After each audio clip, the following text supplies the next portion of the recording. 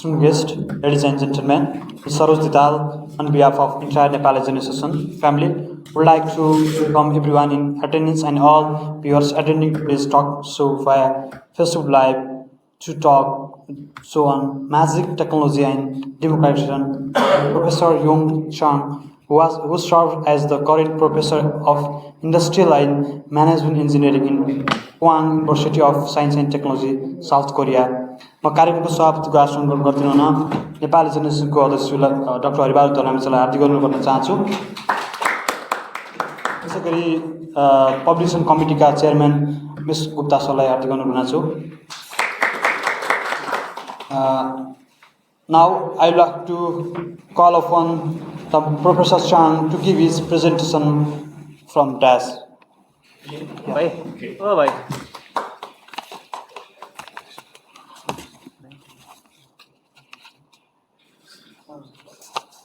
I also like to हाम्रा अतिथि हुनुहुन्छ युके च्याप्टर एनएका अध्यक्षजी हुनुहुन्छ उदीप किरण सरलाई अतिथिको आसन गर्दै अनुरोध गर्न चाहन्छु।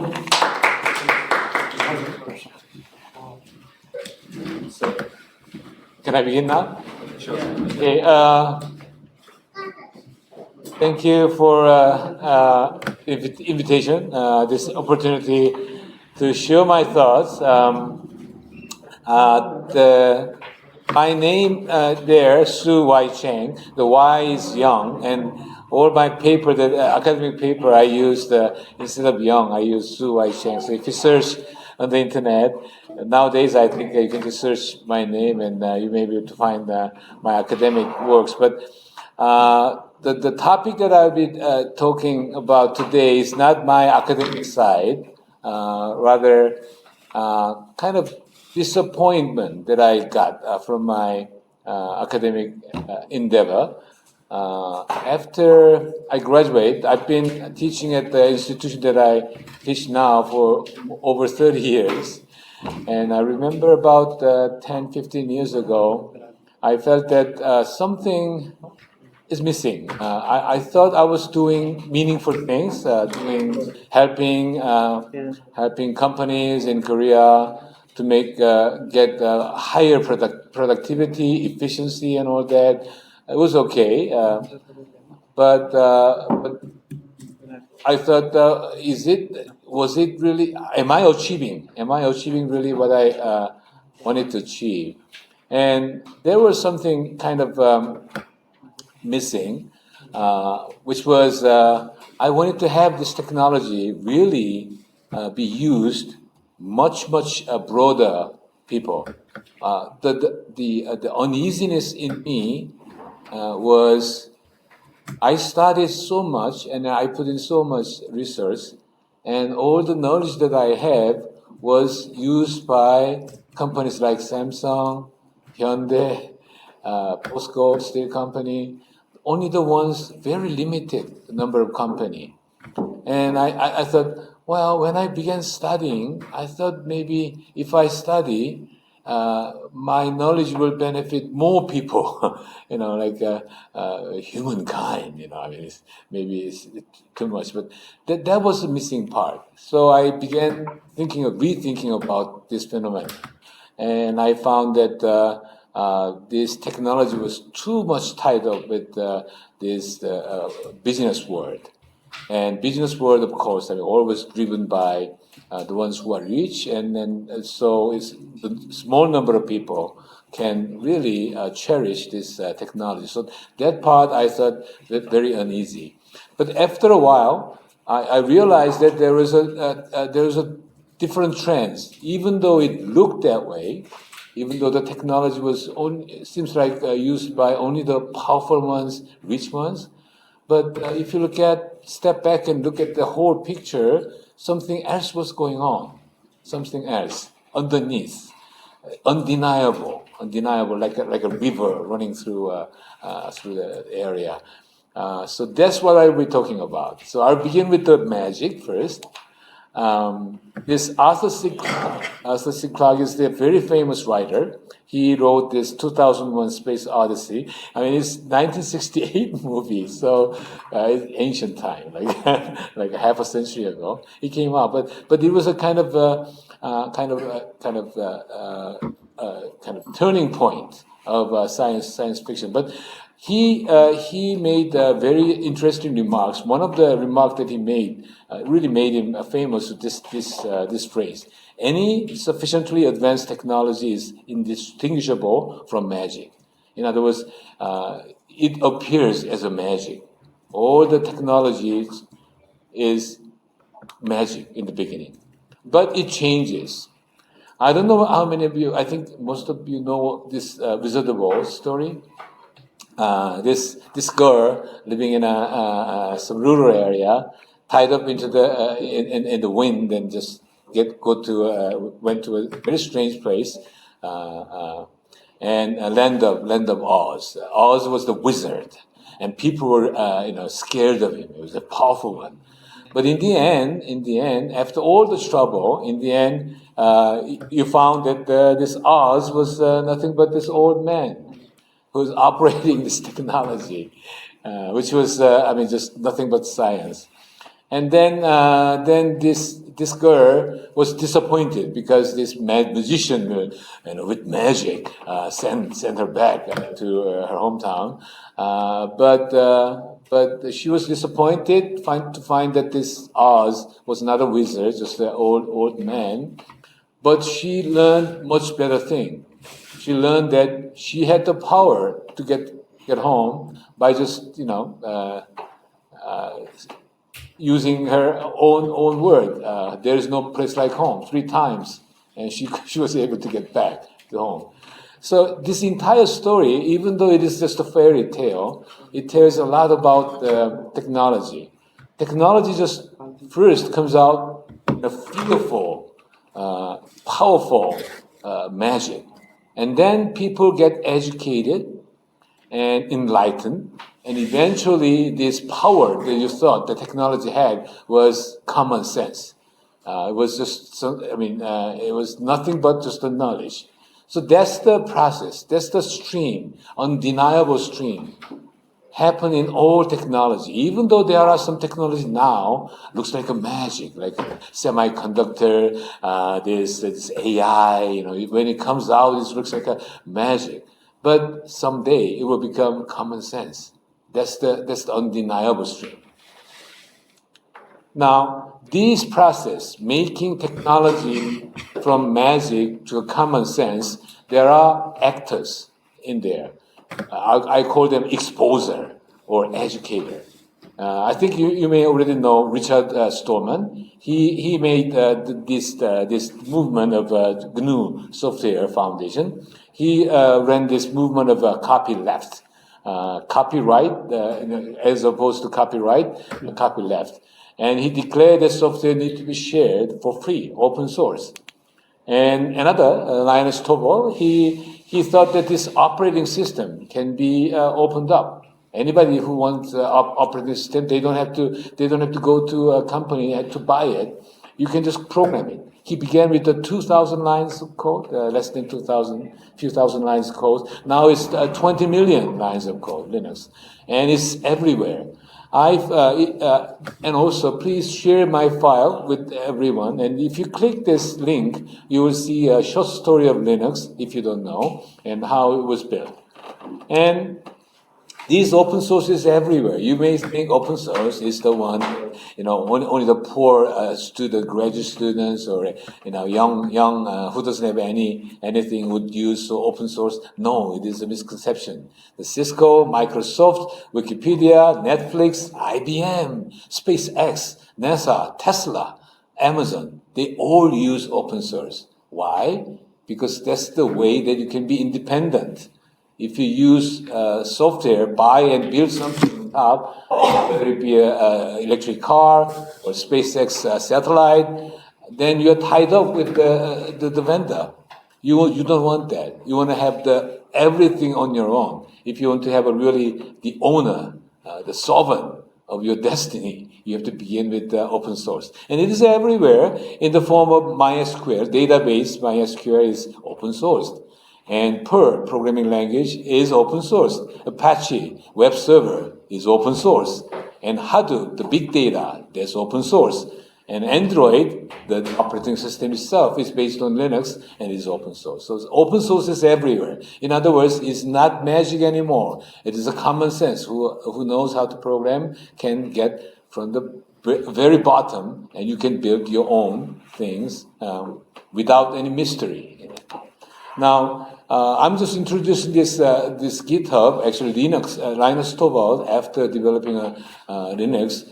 So many people, literally millions of people contribute to the Linux.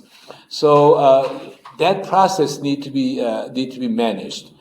So he thought about how can I have people collaborate on this open source movement, and he developed a GitHub. I think some of you might use this GitHub. If you don't know, just click on this link and you will have a 15-minute, 10-minute, or even 1-hour story about the GitHub, and it will be a good, easy starting point. But that's the platform where the open source are shared. Now, you may think open source is only software. Not anymore.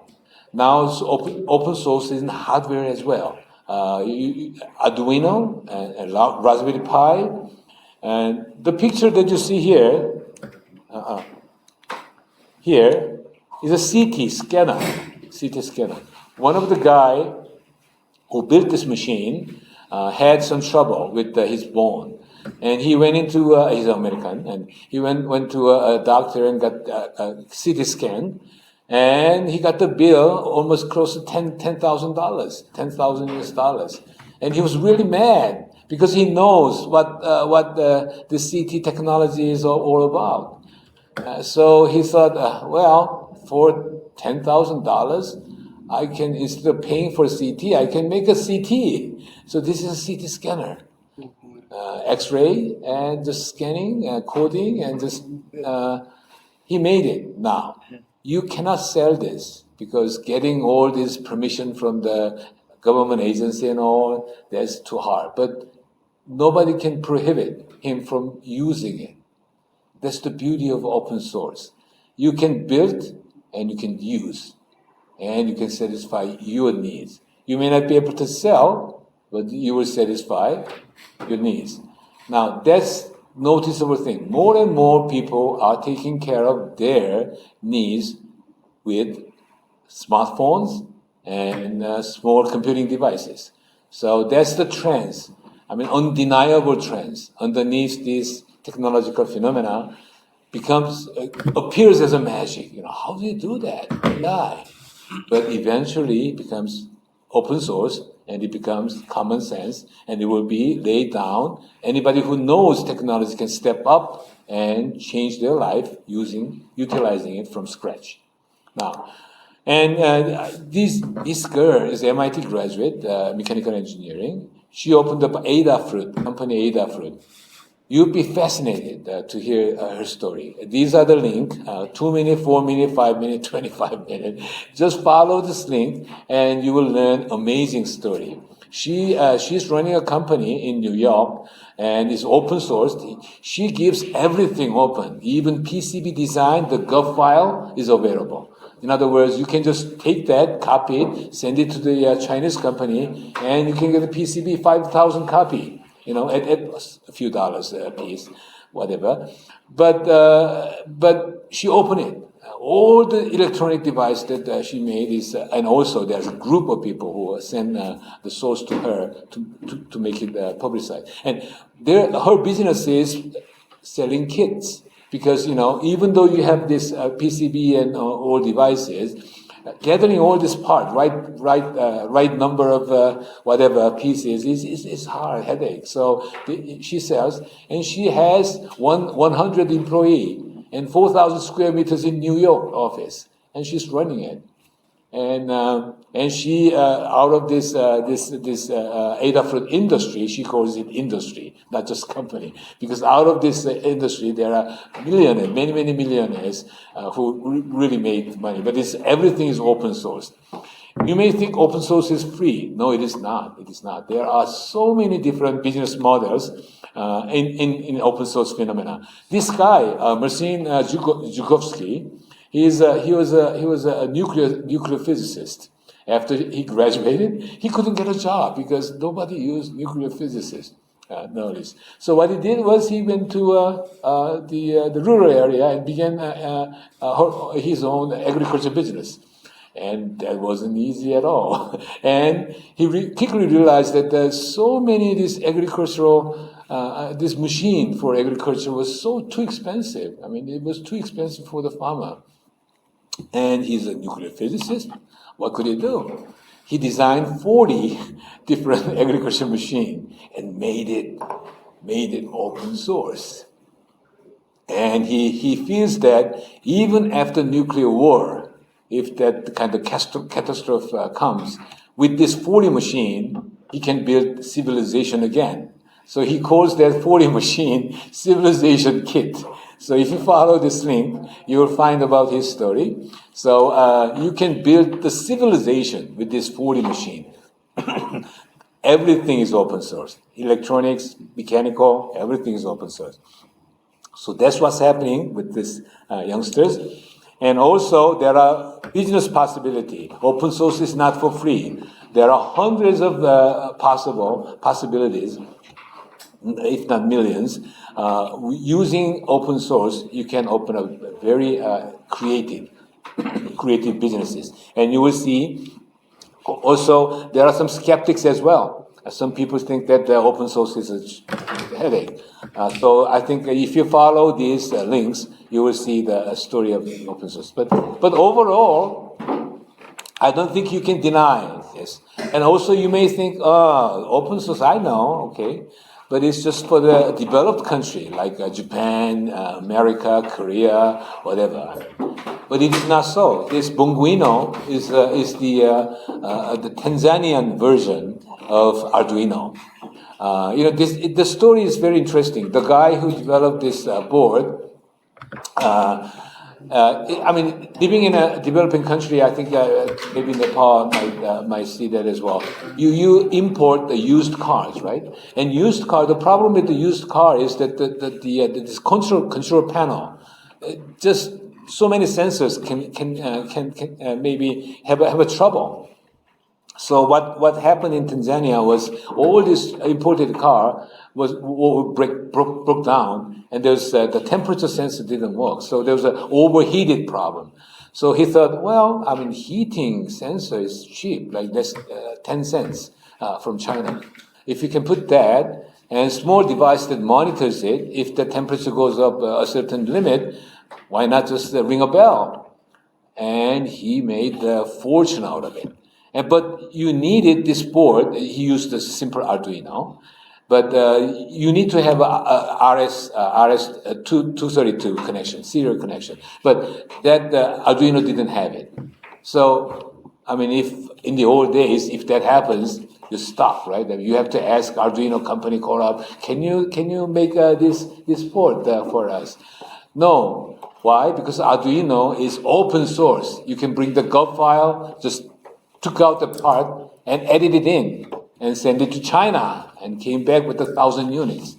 And he made millions of dollars. And so now he's running a company. He's building 3D printers here. She's making a 3D printer here.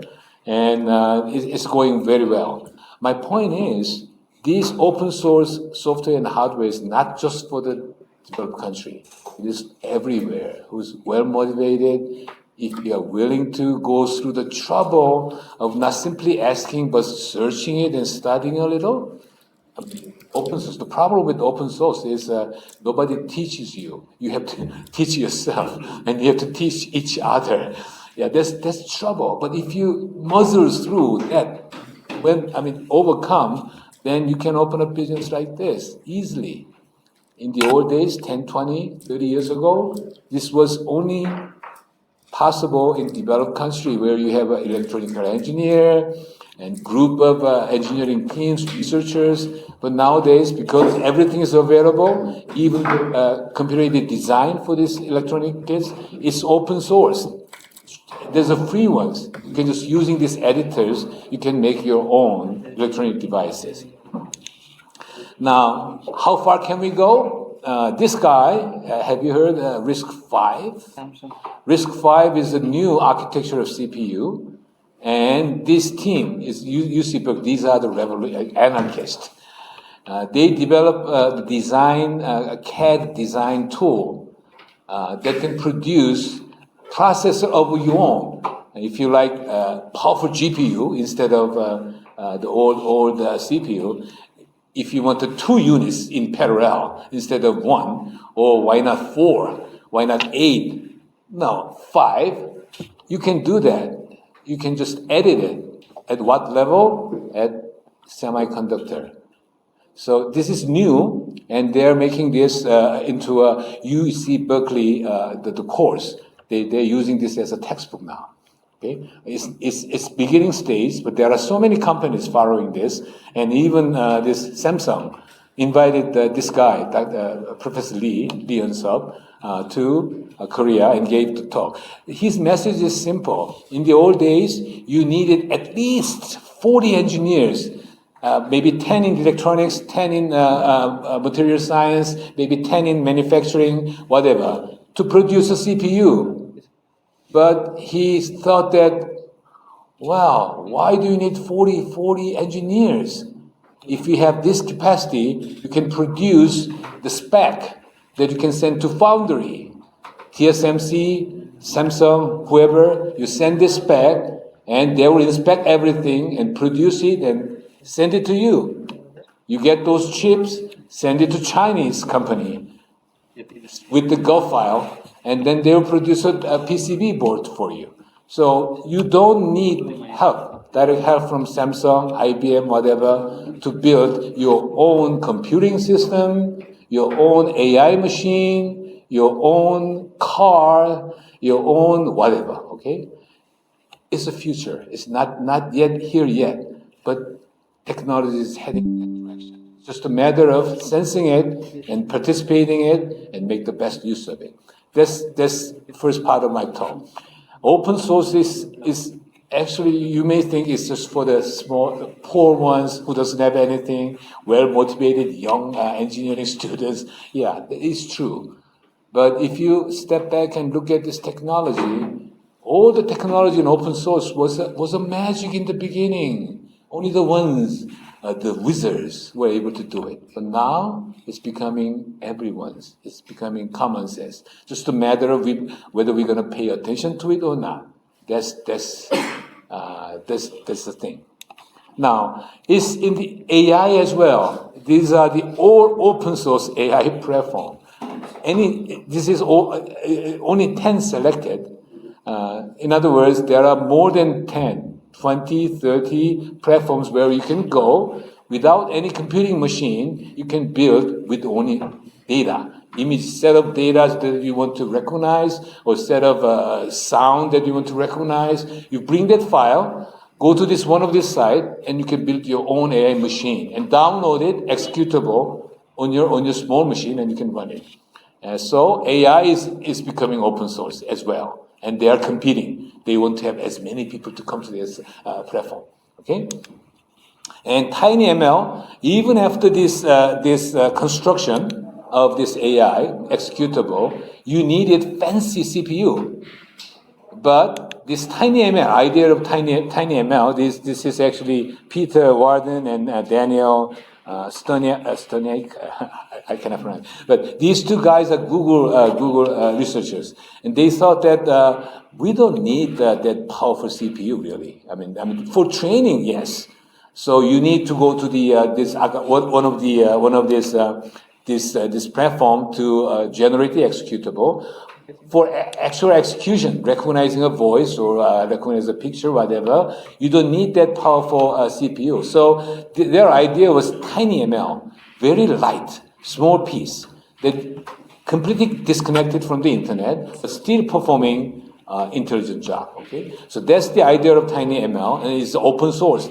It's coming out. It came out actually a couple of years ago, and it is at our disposal. And I named this Extra Light Smart Edge. It's edge computing was the trends. I mean, doing it instead of using a cloud. I mean, because of this communication difficulty, it's better to do it on the edge. That was the idea around, but this tiny ML goes with that very well. So you want to have this machine that intelligent machine at the edge at a very small cost. A device that they're talking about is like a Arduino or a Raspberry Pi or a little bit powerful variants. So that's like $20, $40 a device, and you can put AI on top of it.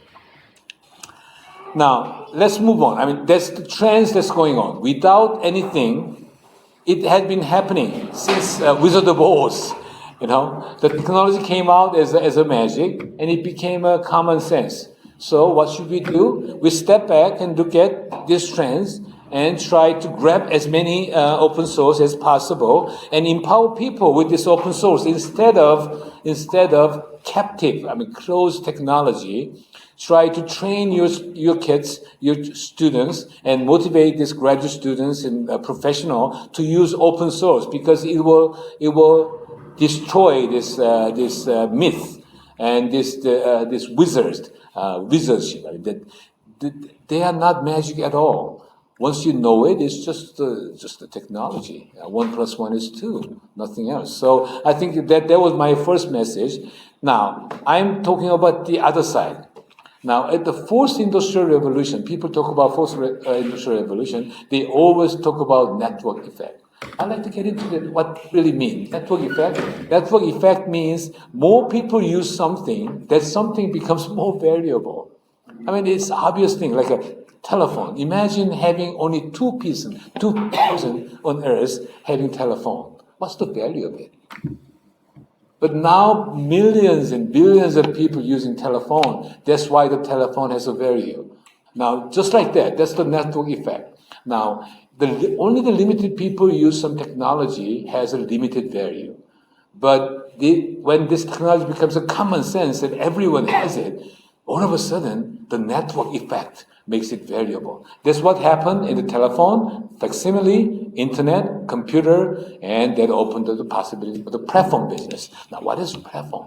Now, when many people think about asking, Amazon is a platform, YouTube is a platform, Wikipedia is a platform. I mean, Wikipedia is a dictionary. I mean it's encyclopedia, but nobody really produced it. Everybody produced this Wikipedia, and everybody consumed. In other words, on this platform, there's no producer and consumer division. Anybody can be producer, anybody can be consumer. Of course, it need to be regulated and controlled a little bit, but essentially, anybody who has something to put on is a producer.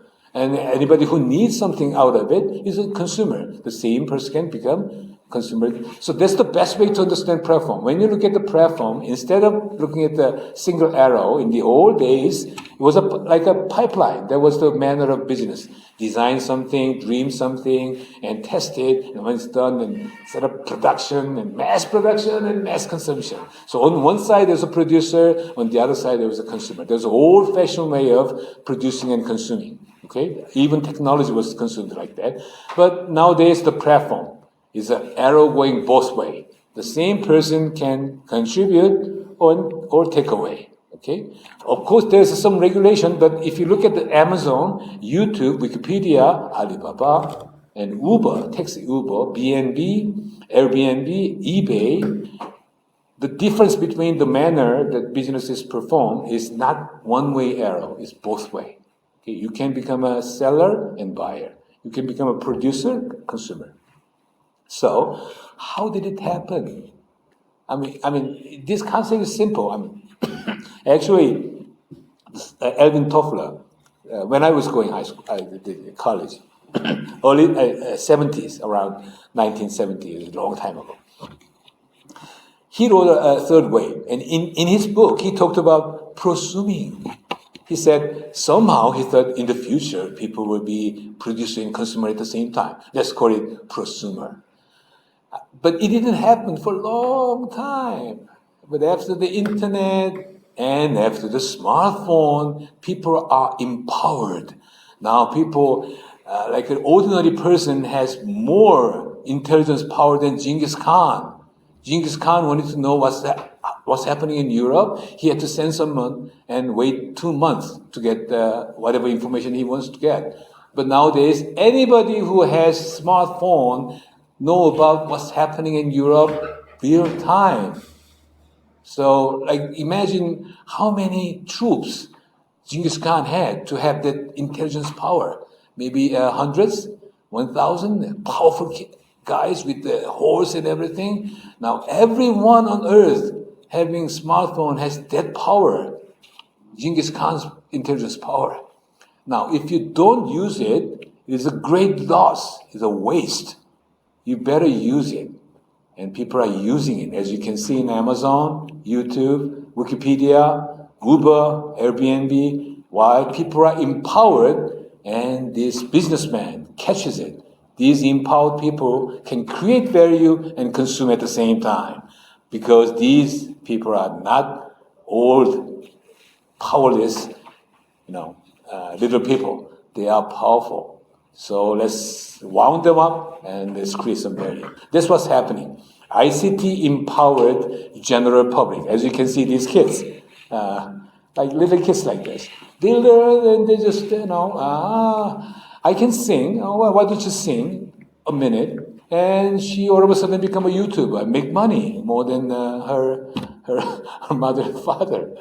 You never know. So they are not just simply consuming, they're creating contents, dancing, singing, or maybe some ideas. When you have this problem with your face, I use this thing and it just goes away. They begin to share it, and she can become a celebrity and YouTuber. She's actually creating some value to the public. Now, we have to watch that. Now, this process is called UC Berkeley Professor Chesbrough and MIT Professor Hippel, they call it democratization of technology. Now, democratization is the human history. The power, political power is democratized, and economic wealth is also democratized using the stocks. I mean, you can sell a piece of IBM, a small piece of General Electric, whatever. So that's the whole trend. Now technology is democratized.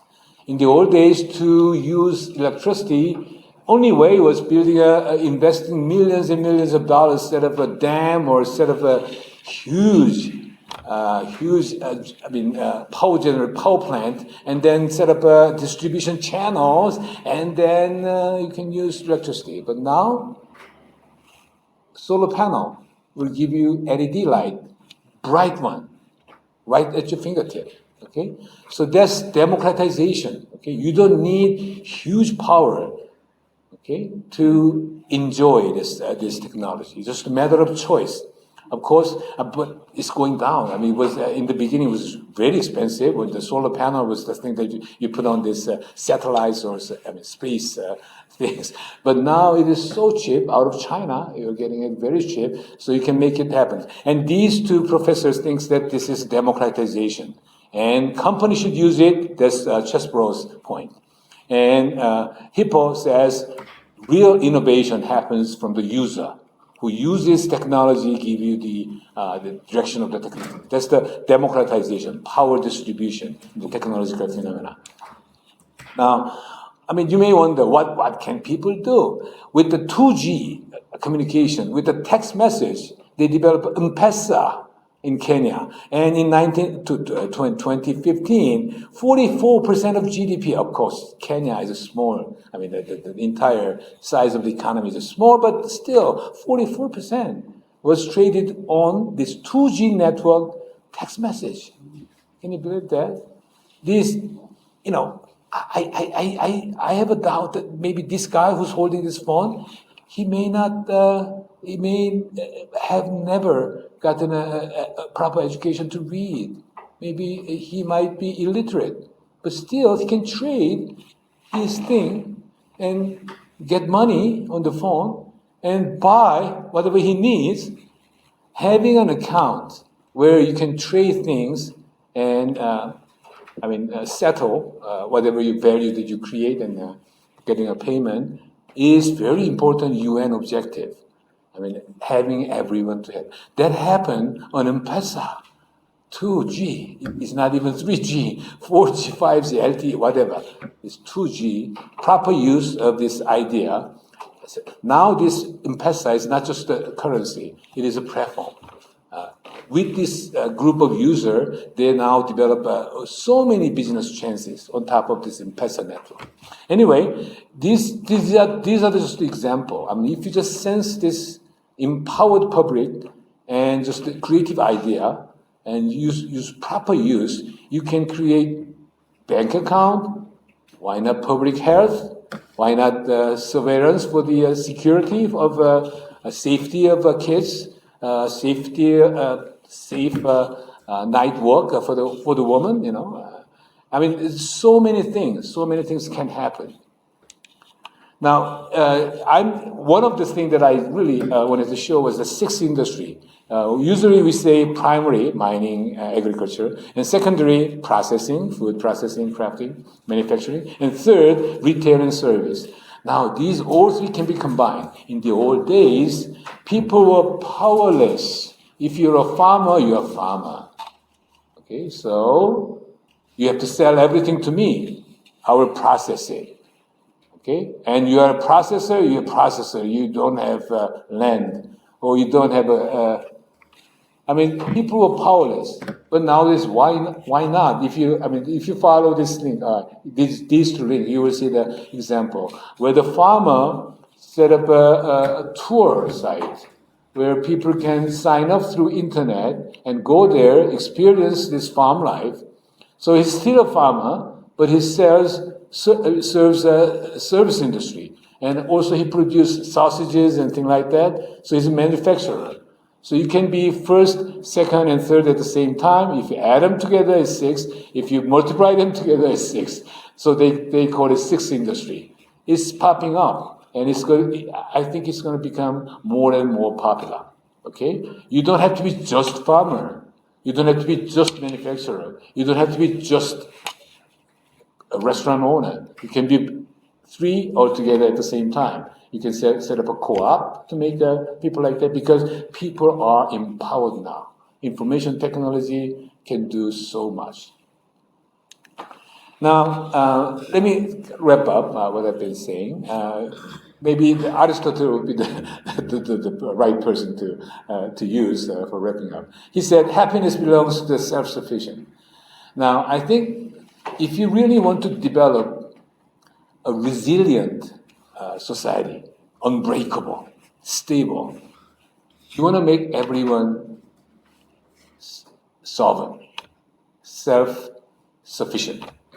You may think, well, if everybody's self-sufficient, they will destroy the community. No, if you think, the healthy community is where people are self-sufficient. They don't have to really come out and get along, but they come out because I like you, because I like you singing. I like you singing. This cooking, you're the best. I can cook, but you cook better. Okay? So self-sufficiency based community is more stable. Dependency. The entire idea of globalization is interdependence globally. I need banana on the other side of the globe every morning. It's possible because we have transportation means and all. Flying it, it's fancy.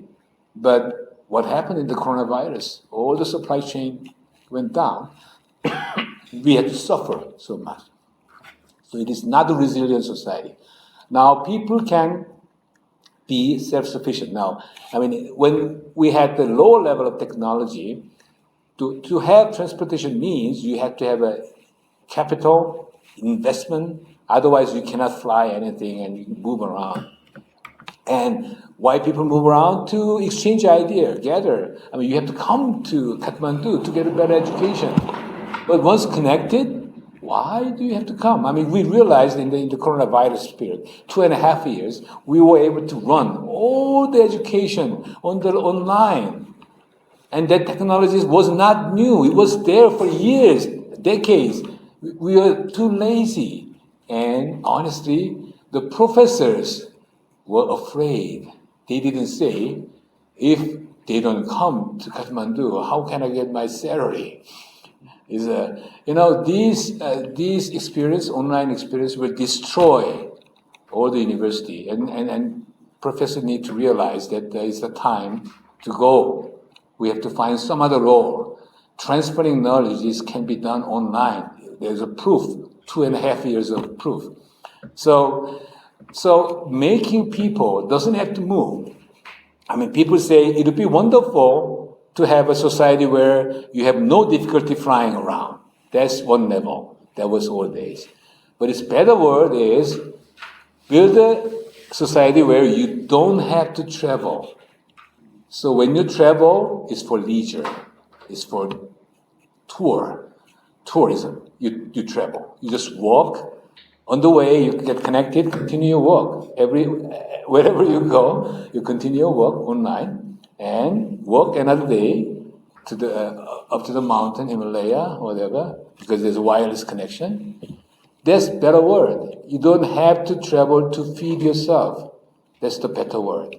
But the idea in the old day was, let's make a world. Let's build a road and trains and planes and let's move around, every day. Have a lunch in Japan, have dinner in LA, and next morning in Paris. How glorious. No, it is not glorious at all. That was before coronavirus. Okay? If you had to travel like that to feed yourself, you are building a wrong world. It's good, but it's second good.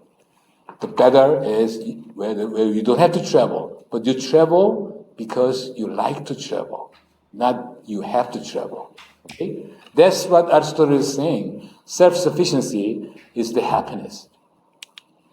Now, people say what's going to be in the future. Regarding technology, there's a two view: technological determinism and social constructivism.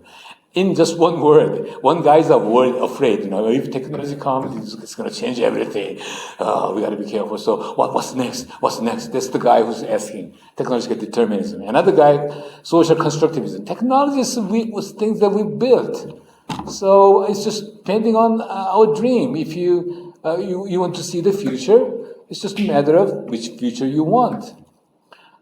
I think both has meaning. We have to be careful. Technology just doesn't leave you alone. It's just pervasive. Come in and just shake you, and just don't leave you alone. So you got to be careful on that side. But the other side, you can always make better world using technology. So you ask what's going to be in the future. That's a prospect question. But the real question is, what do you dream? Now, in this magic inside, you try to see the future. But I think looking at future, you're asking yourself what future you want to have. And right now, I think technology became so popular, so common, open source. I think it's just a matter of choice. People say Nepal is behind. Nepal should catch up Korea. Catching up happens when there's only one road. Like sprinters, they run same road, right? So are you saying that Nepal should follow the same way that Korea took? Oh, why? We had horrendous urbanization and complete destruction of rural area. All the agriculture is gone. Everything that we eat in Korea, you may think it's Korean food, whatever, 80-90% is from outside of Korea. All the material. Why? Because we destroyed agriculture. Because it was so hard. Yeah, it's hard, but with smart farming, subsistence farming, you can feed your people with much less pain. And keep this rural area and give them connection. Why? We need to be connected to share knowledge. Okay? It will reduce the number of the need for the travel. You don't have to send your kids to Kathmandu to get a better education. Why? Because you have internet. You can just talk to the guy in Tribhuvan University, Kathmandu University directly online. And this professor can spare 5-10 minutes to inspire kids in a rural area.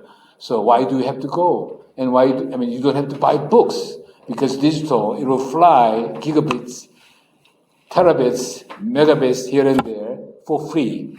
Okay, so let's try to have better dream and try to be self-sufficient. And that's my message. Let me finish with this lady I respect. She said, it may seem absurd to believe that a primitive culture in Himalaya has anything to teach our industrialized society. But our search, her search, for a future that works keeps spiraling back to an ancient connection between ourselves and the earth, an interconnectedness that ancient cultures have never abandoned. She was referring to the Ladakh, a small valley where people were gathered there living. There's only one water stream, and everyone was sharing it. It was enough for agriculture there. And when young girls and young boys fell in love, they have a wedding, and everybody comes to the wedding. And since everybody knows how to build a house, they build a house for them and allow a space, and they go back. Now, do they have to go to school to be happy? You just have to fall in love and declare that I'll marry this girl. Help me to build a house. Don't you think that should be our future? Why do you have to if you really have to travel, maybe you can sell, accumulate extra value, and maybe you can purchase a ticket once in your lifetime. Why? Once is enough. Why do you have to go Rome, Paris, over and over again? Just experience and see beauty and come back and remember it and cherish it. And because you can talk to the friends in France and England anytime. So, that's much better future, I think. You don't need to travel, but when you travel, let's travel for leisure. This final thing, economic localization, is the key to sustaining biological and cultural diversity, to sustaining life itself. The sooner we shift toward the local, the sooner we will begin healing our planet, our communities, and ourselves. She is referring to the localization, self-sufficiency. Each piece becoming self-sufficient person to be responsible member of the community. And I think that's the much better goal. And I hope that we can share this dream with all Nepali engineers and work together. Thank you. Any question? Our professor? What I like about, I have one query, sir. Yeah. The query is from our childhood. We are taught in Nepal that no free lunch is available. Yeah. But you are mentioning that everywhere you can get open sources of knowledge. You have to use it, harvest it for improvement. Actually, who is funding open source? Because if he is not getting profit, why that group is giving us some free knowledge? Yeah, you may wonder. I think you can follow the link and you will find many possibilities. Now, think about the wise men in the town. I think lesser wiser men will say, I will tell you this, so pay me.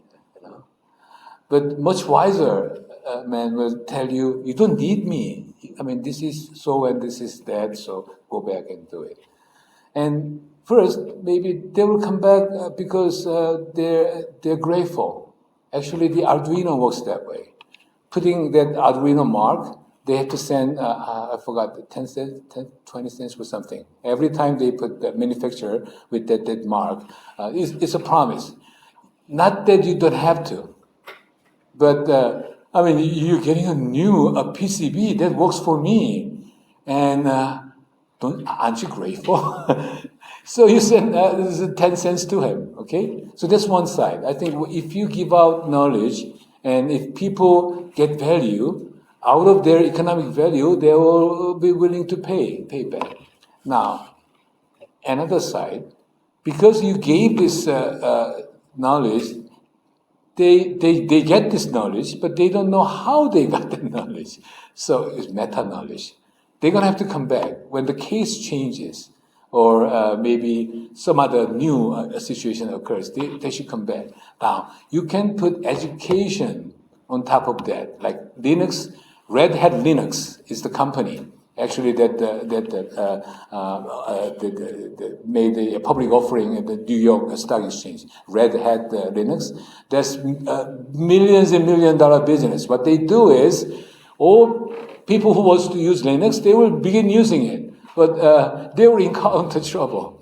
So they set up a clinic, like a 10-hour session, whatever, and bring them over, and they have to pay for the education.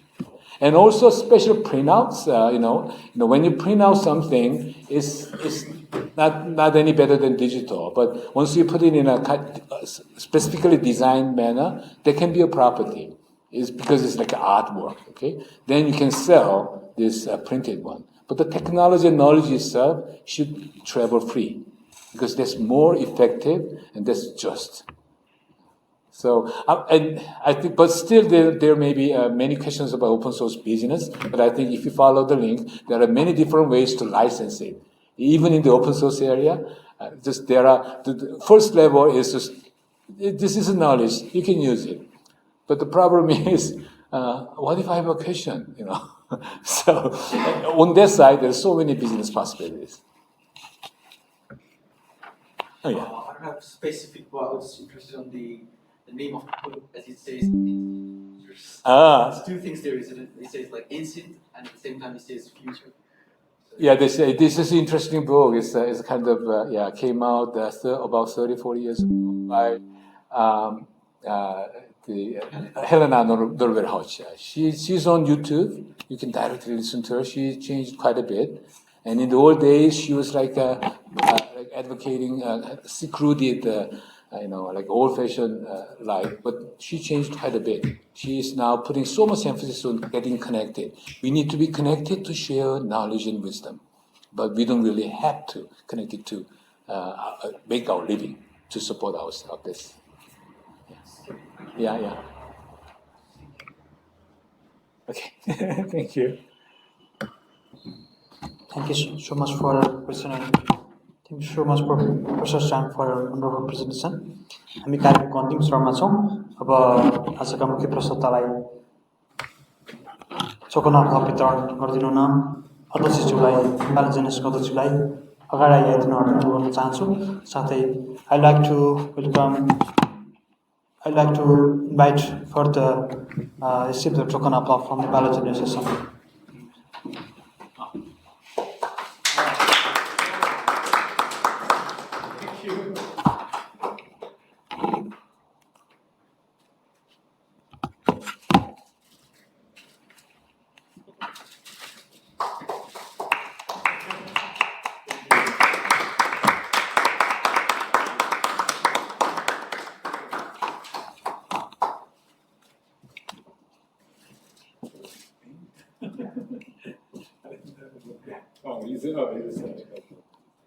Yes.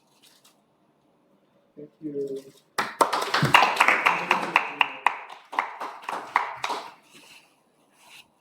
Thank you. Oh. Thank you.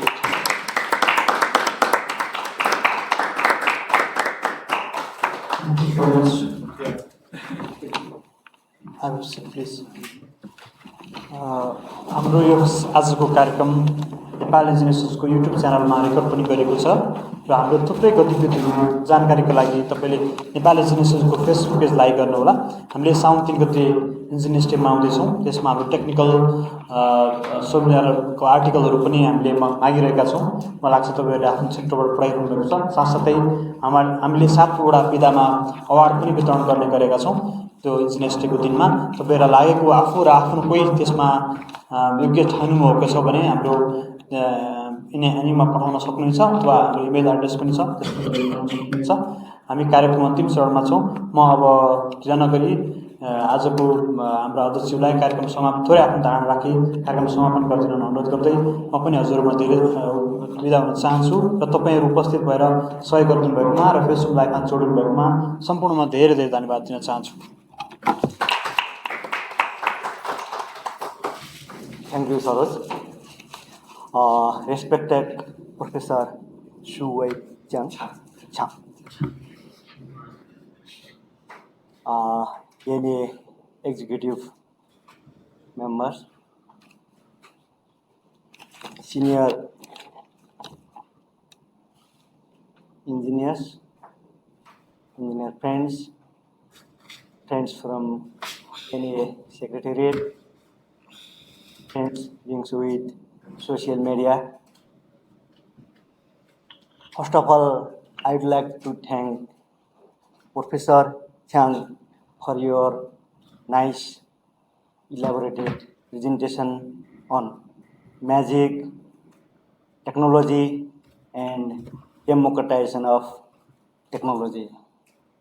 And we are glad to interact with you with your nice presentation.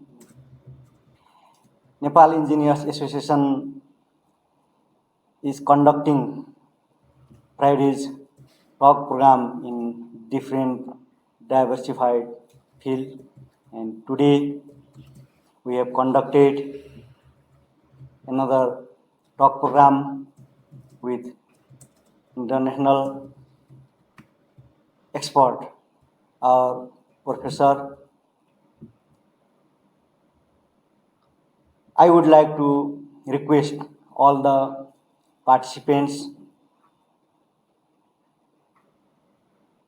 present here and links with social media, and I would like to request you to participate in Friday's talk program in coming days.